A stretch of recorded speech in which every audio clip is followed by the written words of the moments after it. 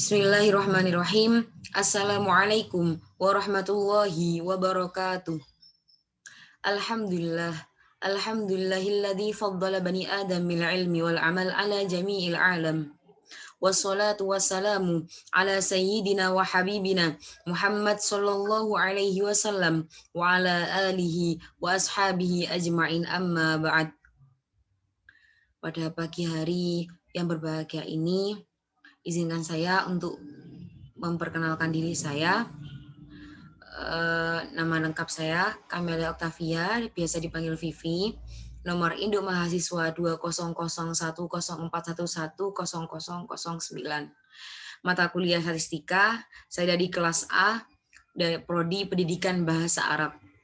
Dan pada kesempatan kali ini saya membuat video ini yaitu sebagai pemenuhan tugas UTS mata kuliah statistik atau statistika. Dosen pengampu yakni Ustadz Haji Ahmad Maki Hasan MPD. Beliau selaku dosen dan pembimbing pada mata kuliah kali ini. Baik, langsung saja pada kesempatan kali ini saya akan menjelaskan mengenai dasar-dasar statistika atau statistik.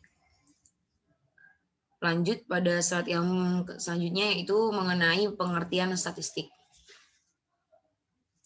Nah, membicarakan tentang statistika, mungkin banyak orang awam yang memang belum mengetahui apa itu statistika dan memang belum benar-benar memahami dengan statistika sendiri. Karena padahal ilmu statistika menjadi salah satu ilmu paling dibutuhkan di era digital seperti ini. Seperti sekarang, terutama dengan banyaknya big data yang bisa diolah.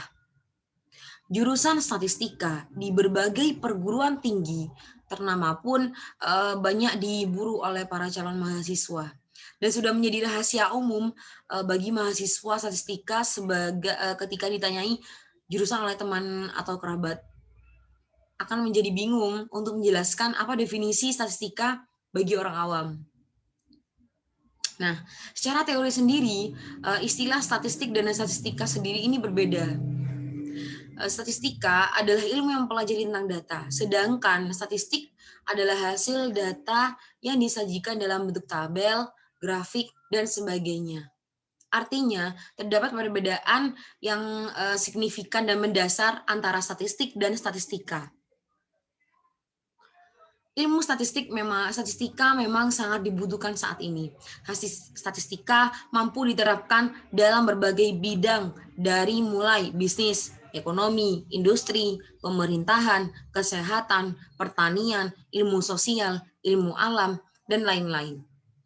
Nah, pada kesempatan kali ini, saya akan menjelaskan mengenai apa itu statistik dan apa itu statistika.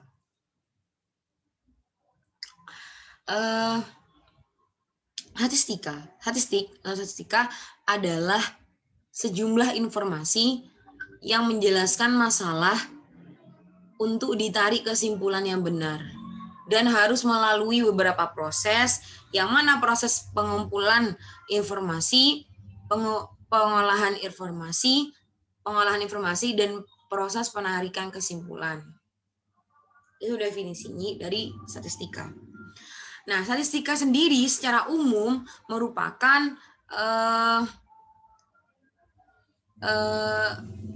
suatu alat pengumpul data, pengolah data, menarik kesimpulan, membuat tindakan berdasarkan analisis data yang dikumpulkan, atau biasa disebut dengan statistika probabilitas.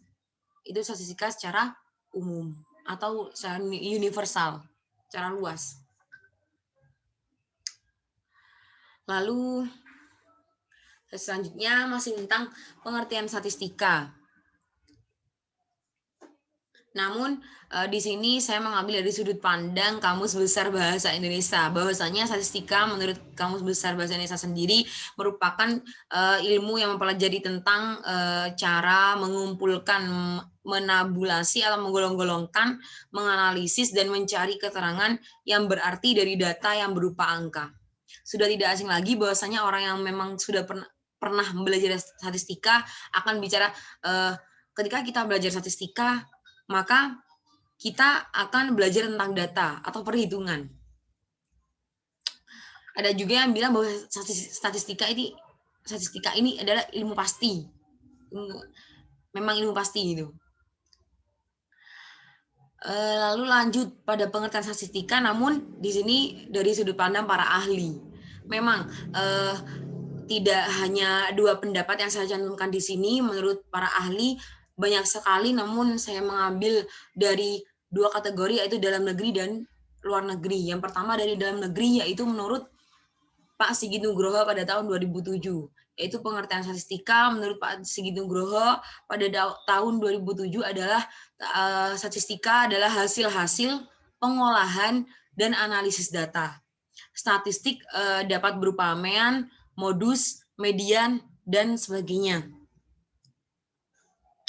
Lalu menurut yang kedua yang dari luar negeri yaitu menurut Margarita F. Hall pada tahun 1892. Ini kalau saya yang dari luar negeri.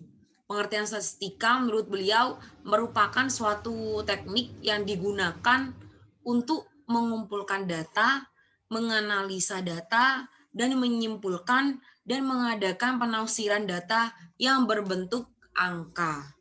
Saya ulangi lagi bahwasanya menurut Margarita F. Hall pada tahun 1892 bahwasanya statistika merupakan suatu teknik yang digunakan untuk mengumpulkan data, menganalisa, dan menyimpulkan dan mengadakan penafsiran data yang berbentuk angka.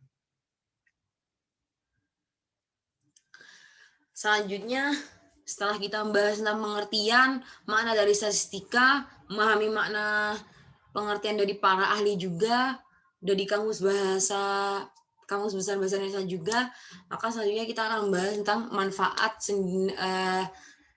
statistika sendiri, namun ini secara universal, secara umum. Sebenarnya banyak sekali manfaat yang dapat kita peroleh dalam mempelajari ilmu statistika ini. Namun hanya 4 poin yang saya tuliskan di sini. Yang pertama, mendapatkan gambaran mengenai suatu fenomena tertentu dengan lebih sederhana melalui ukuran-ukuran statistika. Itu yang pertama. Manfaat yang kedua dari statistika dapat membuat pemodelan dari sebuah permasalahan. Lalu manfaat yang ketiga dapat mengetahui apa saja faktor yang memang berhubungan dengan sebuah permasalahan. Lalu yang keempat, manfaat statistika sendiri mampu mengambil kesimpulan dengan tingkat kepercayaan tertentu berdasarkan sampel dari populasi.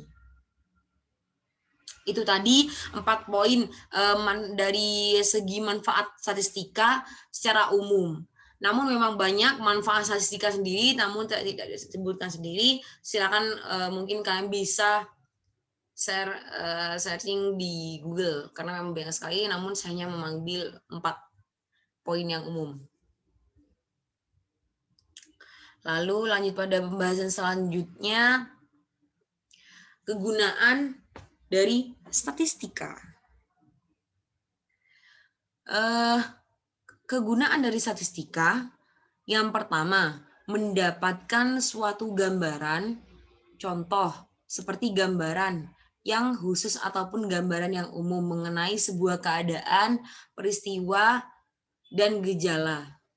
Saya ulangi lagi, bahwasanya kegunaan statistika yang pertama, mendapatkan suatu gambaran. Gambaran yang bagaimana? Gambaran yang khusus ataupun gambaran yang umum yang mengenai sebuah keadaan, peristiwa, dan juga gejala.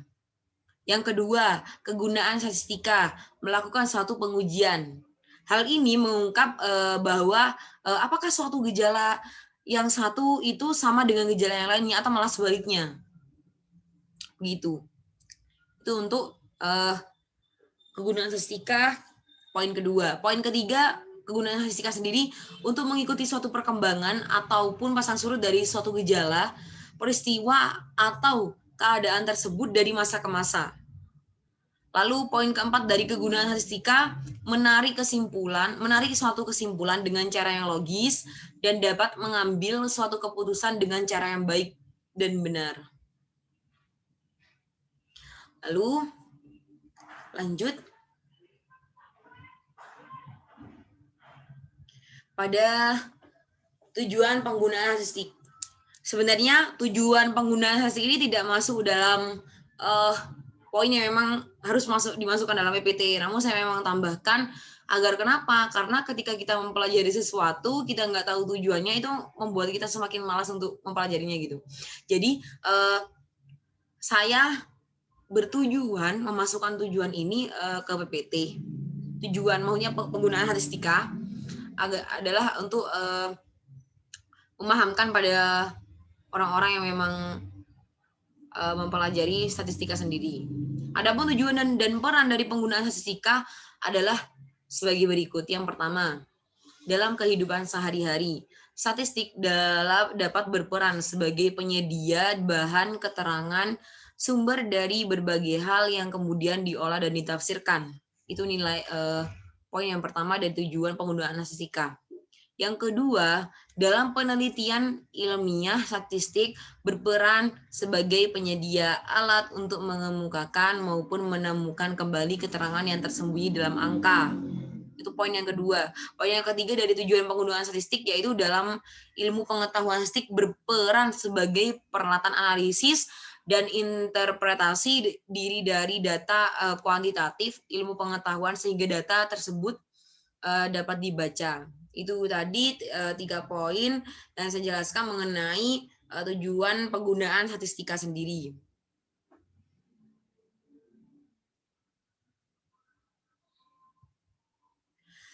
Lanjut. Mengenali karakteristik atau ciri-ciri statistika. Yang pertama yaitu ciri-ciri statistika yaitu statistik bekerja dengan angka. Angka-angka ini dalam statistik mempunyai dua pengertian, yaitu yang pertama ini angka statistik sebagai jumlah atau frekuensi dan angka statistik sebagai nilai atau harga. Saya ulangi lagi pengertian. Yang pertama yaitu angka statistik sebagai jumlah atau frekuensi dan angka statistik sebagai nilai atau harga. Contohnya, saya diberi contoh 3 di sini. Yang pertama jumlah pegawai Pemda Kota Surabaya. Yang kedua jumlah dosen UPI Bandung yang diangkat pada tahun 2001. Yang ketiga jumlah dosen UIN Universitas Islam Negeri Malang yang diangkat pada tahun 2005. Itu tadi contoh dari pengertian yang pertama. Pengertian yang kedua yaitu angka statistik sebagai nilai mempunyai arti data kualitatif yang diwujudkan dalam angka. Contoh, nilai kecerdasan mahasiswa, metode mengajar dosen, nilai kepribadian. Ini adalah 3 contoh dari pengertian yang kedua. Lanjut pada karakteristik atau ciri-ciri dari statistika. Yang poin yang kedua, yaitu statistika bersifat objektif. Statistik bekerja dengan angka sehingga mempunyai sifat objektif. Angka statistik dapat digunakan sebagai alat pencari fakta, mengungkap kenyataan yang ada dan menyajikan keterangan yang benar. Kemudian menentukan kebijakan sesuai fakta dan mengungkapkan yang sebenar-benarnya. Poin yang ketiga, statistik bersifat universal atau umum. Jadi statistik itu tidak hanya digunakan dalam salah satu disiplin ilmu saja, namun statistik juga dapat digunakan secara umum dalam berbagai bentuk disiplin ilmu pengetahuan dengan penuh keyakinan. Itu poin yang ketiga. Itu tadi 3 poin mengenai karakteristik atau ciri dari statistik. Yang pertama tadi statistik bekerja dengan angka, statistik bersifat objektif, statistik bersifat universal. Lanjut pada metode statistik. Metode statistik ini sebenarnya banyak, tapi saya memang mengambil 2 metode yang mana memang sering digunakan pada statistik. Yaitu yang pertama statistik deskriptif atau bisa disebut analisa atau bisa disebut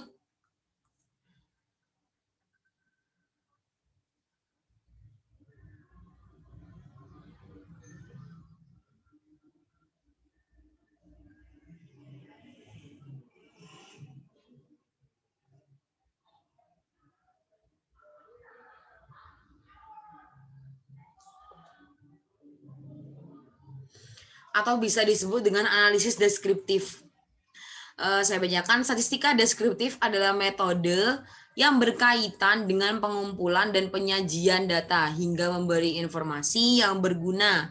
Statistika deskriptif memberikan informasi hanya mengenai data yang dipunyai dan sama sekali tidak menarik inferensia atau kesimpulan apapun tentang data tersebut. Maksudnya bagaimana? Jadi analisis deskriptif atau statistika deskriptif ini merupakan metode statistik yang dapat memberikan gambaran dari data seperti nilai rata-rata, nilai median, nilai modus, nilai maksimum, nilai minimum, dan lain-lain sebagainya. Lanjut yang kedua yaitu statistik inferensial atau analisis inferensial. Statistik inferensial yaitu sebuah metode yang mampu dipakai untuk menganalisis kelompok kecil dari data induknya atau sampel yang diambil dari populasi sampai pada peramalan dan penarikan kesimpulan pada kelompok data induknya atau populasi. Itu tadi 2 metode statistik yang memang sering digunakan, yaitu analisis deskriptif atau statistik deskriptif. Yang kedua itu statistik inferensial atau analisis inferensial. Selanjutnya ini merupakan contoh dari statistik deskriptif. Di sini saya menyediakan gambar yaitu contoh dari grafik statistik deskriptif. Contoh statistika deskriptif sendiri, yang pertama tabel, 2 diagram, 3 grafik, 4 besaran lain di majalah atau dan koran-koran. Selanjutnya yaitu contoh dari statistik inferensial atau analisis inferensial. Contoh statistik inferensial, misalnya catatan kelulusan selama 5 tahun terakhir pada sebuah sekolah menengah atas menunjukkan bahwa 72% di antara siswa SMA tersebut lulus dengan nilai yang memuaskan. Nilai numerik 72% adalah bentuk suatu statistika deskriptif. Bentuk suatu statistika deskriptif. Jika berdasarkan ini, kemudian seorang siswa menyimpulkan bahwa peluang dirinya akan lulus dengan nilai yang memuaskan adalah lebih dari 70%, jadi siswa tersebut telah melakukan secara tidak langsung telah mengimplementasikan, telah melakukan inferensia statistika yang tentu saja memiliki sifat yang tidak pasti. Dan di sini saya juga menampilkan contoh grafik statistika inferensial.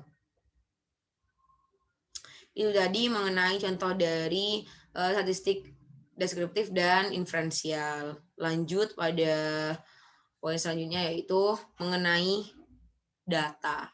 Maksudnya data dari sudut pandang statistik. Arti data. Data sendiri ialah bahan mentah yang perlu diolah sehingga menghasilkan informasi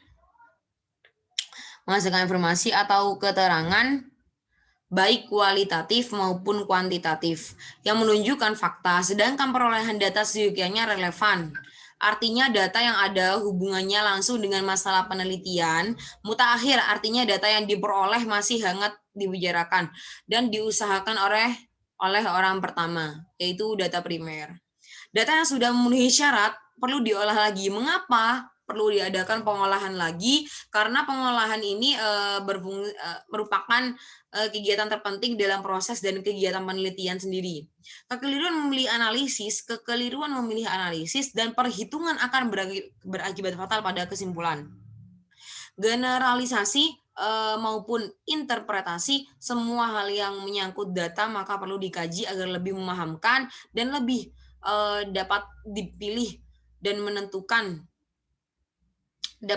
mohon maaf, semua hal yang menyangkut data maka perlu dikaji agar lebih memahamkan dan dapat memilih dan menentukan secara tepat dalam pengolahan data itu sendiri. Lanjut, yaitu mengenal variabel. Variabel statistika. Semua penelitian eksperimen memeriksa beberapa jenis variabel. Variabel penelitian bukan hanya sesuatu yang kita ukur, tetapi juga sesuatu yang dapat kita manipulasi dan sesuatu yang dapat kita kendalikan. Dalam statistik, variabel sendiri memiliki dua karakteristik yang menentukan. Yaitu variabel adalah atribut yang mendeskripsikan orang, tempat, benda, atau ide. Lalu nilai variabel dapat bervariasi dari satu entitas ke entitas lainnya. Dalam hal ini misalnya saja seperti warna rambut seorang adalah variabel potensial yang bisa dimiliki nilai pirang atau bisa memiliki nilai pirang maksudnya untuk satu orang dan berambut coklat untuk orang lain. Lanjut pada pengertian variabel.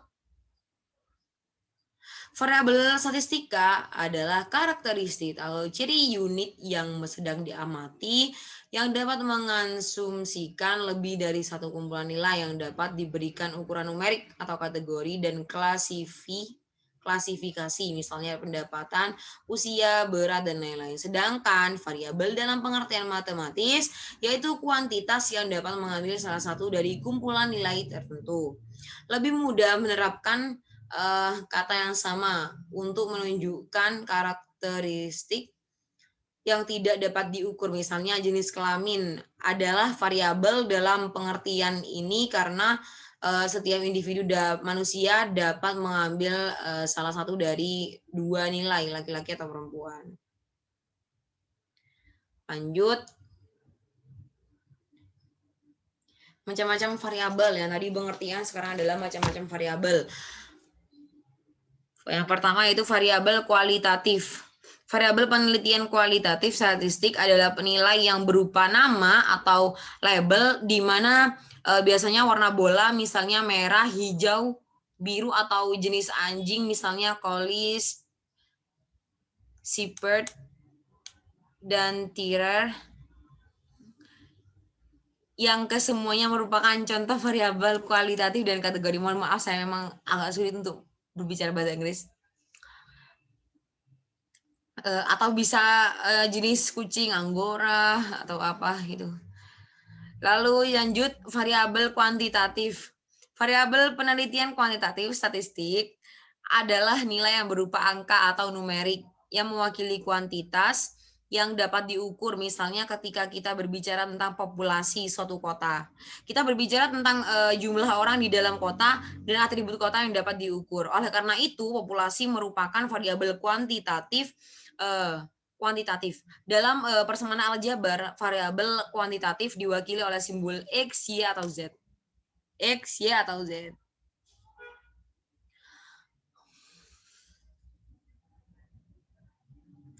Lanjut pembahasan populasi dalam statistika. Sekarang kita membahas tentang populasi dalam statistika.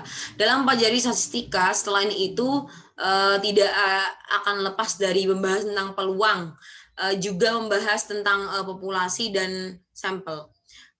Untuk itu dalam kali ini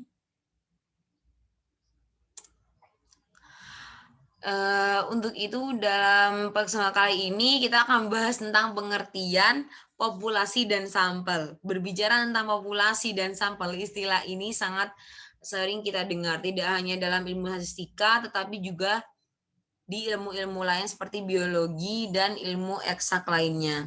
Populasi diartikan sebagai keseluruhan pengamatan yang menjadi perhatian. Populasi dibedakan menjadi dua, yaitu populasi terbatas, finite, dan populasi tak terbatas, infinite.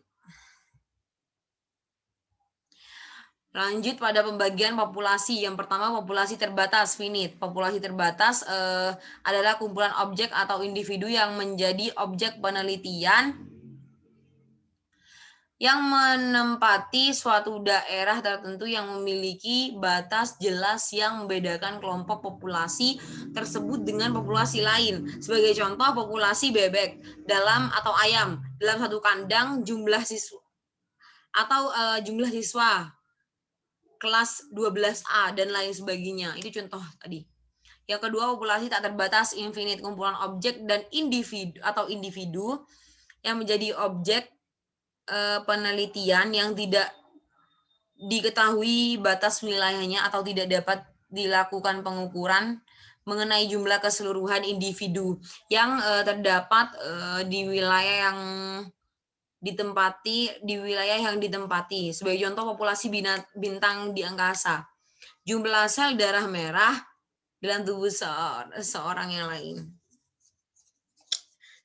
dan lain-lain. Maaf. Lalu lanjut pada pengertian sampel. Dalam bahasa Indonesia, sampel diartikan sebagai contoh. Artinya jika suatu populasi berisi elemen-elemen, maka jika diambil suatu contoh atau sampel dari populasi, maka hanya akan diambil sebagian kecil dari elemen-elemen tersebut untuk mewakili seluruh karakter elemen populasi. Ukuran sampel umumnya dilambangkan dengan huruf kecil, misalnya N atau N besar, yang melambangkan ukuran populasi, sehingga sampel atau contoh yang diambil dapat juga diartikan sebagai suatu himpunan bagian dari populasi.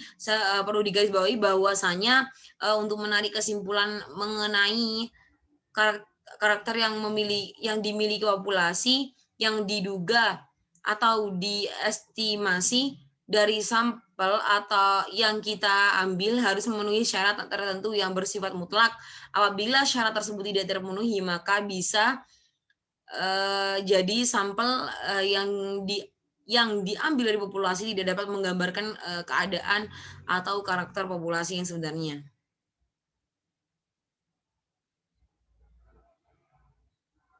Lanjut pada pembahasan distribusi frekuensi. Data yang telah diperoleh dari suatu penelitian yang masih berupa data acak yang dapat dibuat menjadi data yang berkelompok, yaitu data yang telah disusun ke dalam kelas-kelas tertentu. Daftar yang memuat data berkelompok tersebut disebut distribusi frekuensi atau tabel frekuensi.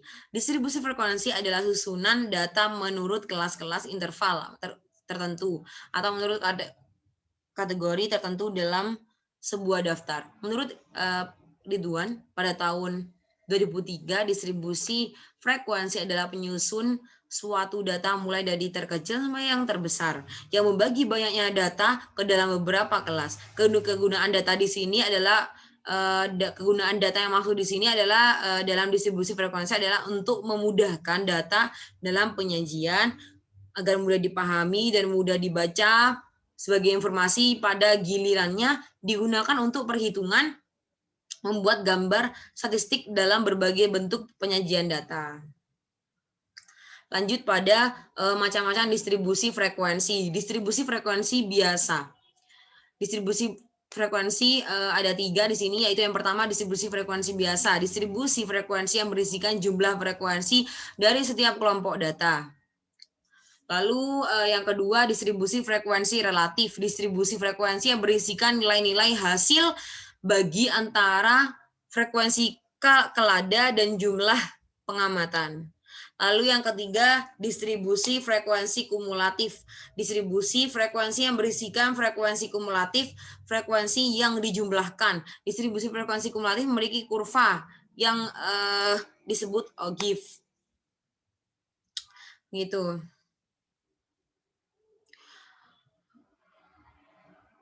Ukuran pemusatan data, MEAN. MEAN adalah rata-rata, median adalah nilai tengah, modus adalah nilai yang sering muncul. Insya Allah kalau ini sudah banyak yang tahu. Maksudnya MEAN, median, modus, tapi mungkin hanya dalam pengertiannya saja, namun tidak dalam sudut pandang statistika.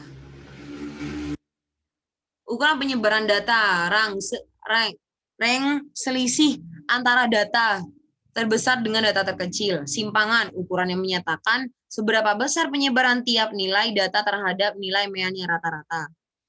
Variansi rata-rata dari jumlah kuadrat simpangan per data. Nilai kuartil, nilai yang membagi sekumpulan data yang terurut dalam 4 pembagian. Pensil, semua nilai yang nilainya kurang dari pagar dalam maupun pagar luar. Mungkin sekian yang bisa saya jelaskan mengenai dasar-dasar statistika. Mohon maaf apabila banyak sekali keterangan-keterangan yang tidak jelas, karena mungkin saya sendiri ada memang banyak yang belum paham, dan di sini juga saya masih belajar, dan apabila menemukan memang kesalahan yang sangat amat fatal dalam penjelasan saya, mohon diingatkan atau dibenarkan untuk teman-teman yang memang sudah paham dengan statistika ini. Sekian dari saya. Terima kasih atas partisipasinya. Maksudnya udah nonton video ini. Terima kasih banyak dan mohon maaf. Sekali lagi benar-benar mohon maaf karena saya rasa memang banyak sekali kesalahan pada PPT ini. Sekian dari saya. Wassalamualaikum warahmatullahi wabarakatuh.